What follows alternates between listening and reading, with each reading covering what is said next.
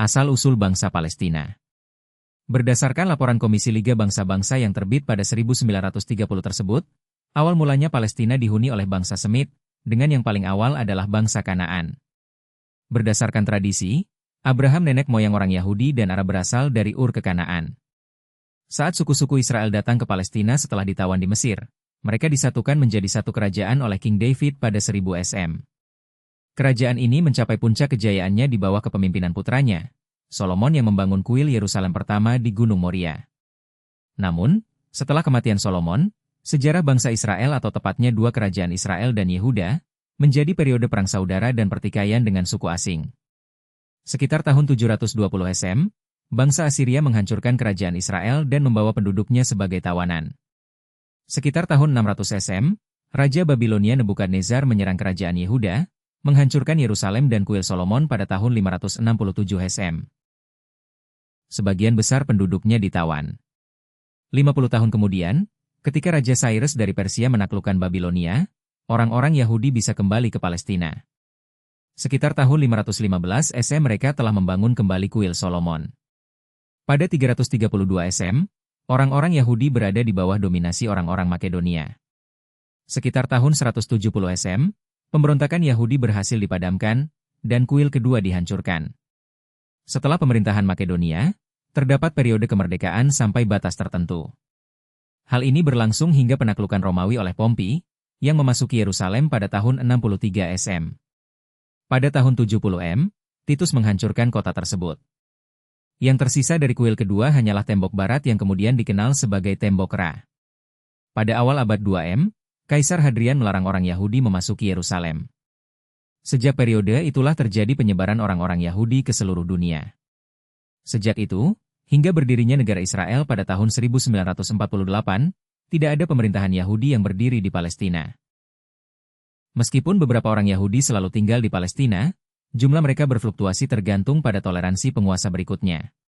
Setelah pembagian Kekaisaran Romawi pada tahun 400 M, Palestina berada di bawah kekuasaan Bizantium hingga penaklukan Arab pada tahun 637 M. Di kuil Solomon yang saat itu sepi, Masjid Al-Aqsa dan Dome of the Rock dibangun dan disebut Haram el-Sharif.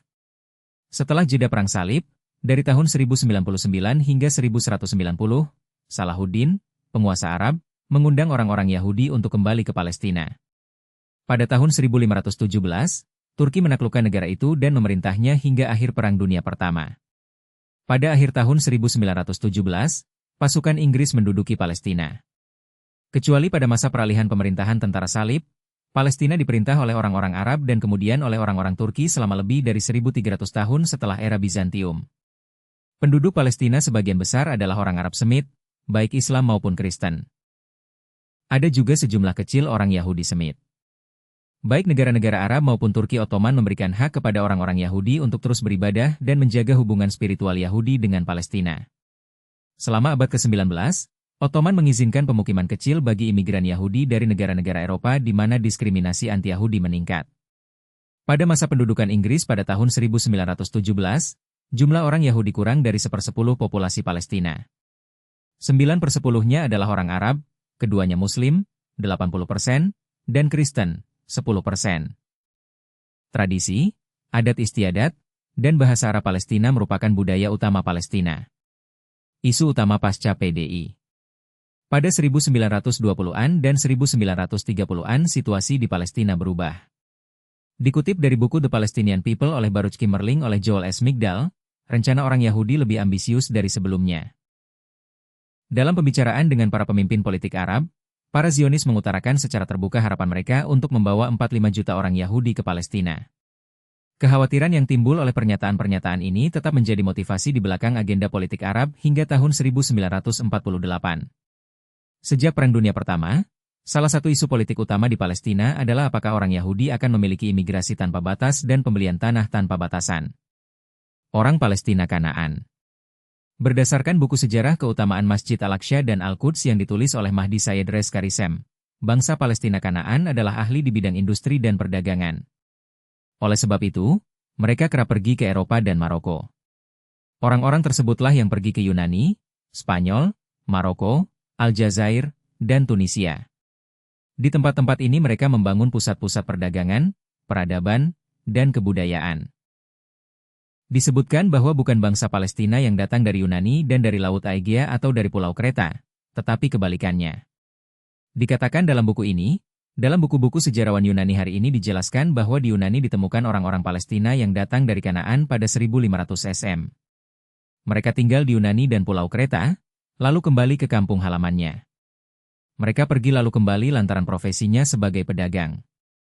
Dijelaskan juga sebutan mereka sebagai bangsa Palestina sudah ada sejak 2000 SM.